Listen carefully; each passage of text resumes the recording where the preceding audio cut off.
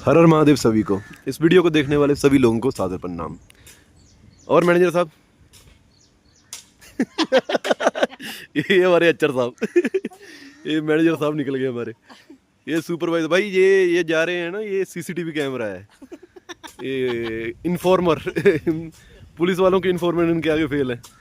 ये वीडियो इसलिए बन रही है भाई कि मेरा एक दोस्त था, वो बोला था कि भाई बिल्डिंग की स्टार्टिंग से वीडियो डालो, कि कोई बिल्डिंग जब नई से कंस्ट्रक्शन शुरू करनी हो तो क्या क्या स्टेप है, स्टेप बाय स्टेप हमें प्रोसीजर दिखाइए उसका, और बताइए कि कैसे कंस्ट्रक्शन होती है। तो मान के चलिए यहाँ से लेके ये मेरे पास प्लॉट है पूरा 40 फीट बाई 40 फीट। अब मुझे यहाँ पर कंस्ट्रक्शन करनी है, तो सबसे पहले यहाँ पर मैं साउथ इंडिया में हूँ फ़िलहाल, और जहाँ पर वास्तु के हिसाब से सारा काम चलता है। तो वास्तु पर्सन आएगा, वो बताएगा कि किस कोने में क्या होना चाहिए, जैसे उनके अलग अलग कोनों में कि किचन किस कोने में होनी चाहिए, बाथरूम किस कोने में होना चाहिए, उसके हिसाब से ये सब प्लान करते हैं। जितनी भी चीज़ बनाते हैं सब वास्तु के हिसाब से चलता है यहाँ पर। तो उसके हिसाब से उसकी पहले पूजा करेंगे ये लोग। तो एक 5-10 फीट बाई 10 फीट का एक एरिया हम साफ़ कर रहे हैं पहले मैनुअल। तो उसको करने के बाद सोमवार को आएगा वास्तु वाला, पूजा करेगा अपना, उसके बाद ही कोई काम शुरू होगा। फिर सबसे पहले ये एरिया आपका पूरा है ना साफ़ किया जाएगा।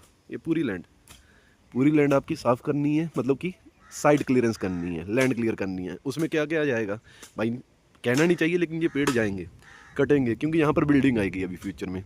चाहे कोई भी पेड़ हो या घास हो, कुछ भी हो, ये सारा लैंड क्लियर किया जाएगा, एक लेवल किया जाएगा।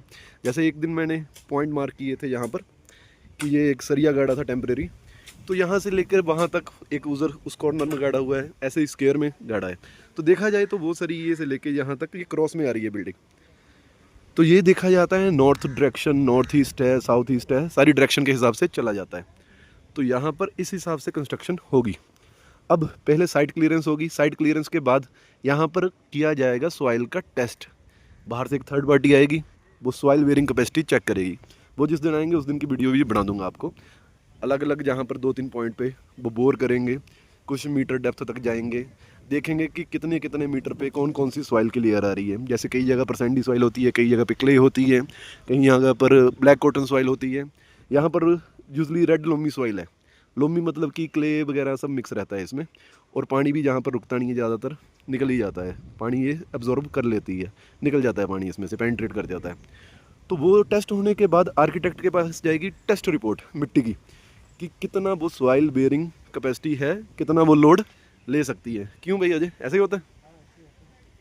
उसके बाद वो रिपोर्ट जाएगी, रिपोर्ट जाने के बाद कितनी कैपेसिटी है, लोड बेयरिंग कैपेसिटी यहाँ की मिट्टी की, उस हिसाब से वो आर्किटेक्ट डिज़ाइन करेगा यहाँ की फुटिंग कौन सी देनी है, कितना लोड, कितने स्ट्रक्चर, कितनी मंजिल की बिल्डिंग बन रही है। यहाँ पर G+1 बन रही है, ग्राउंड फ्लोर और फर्स्ट फ्लोर। तो उसमें मंजिल डिसाइड होगी, उस हिसाब से उसके कॉलम, बीम, फुटिंग सब कुछ डिज़ाइन किया जाएगा। उस हिसाब से उसका स्टील यानी कि सरिया कितने mm का डलेगा, कितनी स्पेसिंग पे डलेगा, रिंग कितने mm की डलेगी, कितनी स्पेसिंग पे डलेगी, ये अर्थक्वेक प्रोन जोन तो नहीं है, ये चेक किया जाएगा। सिस्मिक जोन होगा तो वो देखा जाएगा, उसके हिसाब से कुछ सरिये में चेंजेस किए जाते हैं, डिज़ाइन में चेंज किए जाते हैं। और सॉइल वेयरिंग कैपेसिटी जब करते हैं और उसमें सॉइल के टेस्ट किए जाते हैं, सॉइल का मॉइस्चर कंटेंट देखा जाता है, नीचे का वाटर टेबल कि ज़मीन के नीचे वाटर टेबल कैसा है।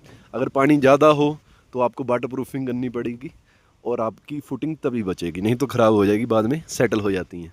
तो ये सारी चीज़ें हैं, अभी स्टेप बाय स्टेप देखेंगे। अभी तो फ़िलहाल ये एरिया सिर्फ लेवल कर रहे हैं मैनुअल, कि वास्तु पूजा होनी है इनकी सोमवार को। तो वास्तु पूजा होने के बाद सॉइल बेयरिंग टेस्ट होगा, लोड बेयरिंग कैपेसिटी निकालेगी, लेबोरेटरी वाले रिपोर्ट देंगे, आर्किटेक्ट के पास जाएगा, फिर आर्किटेक्ट 5-7 दिन जितने दिन ले अपनी ड्राइंग बना के देगा, उसके बाद हम शुरू करेंगे। और उम्मीद है एक एक करके मैं वीडियो बनाता रहूँगा अगर मेरे पास टाइम मिला तो, और गाइड करता रहूँगा। इस वीडियो के लिए बस इतना ही। अंत में कहूँगा जय हिंद और जय भारत।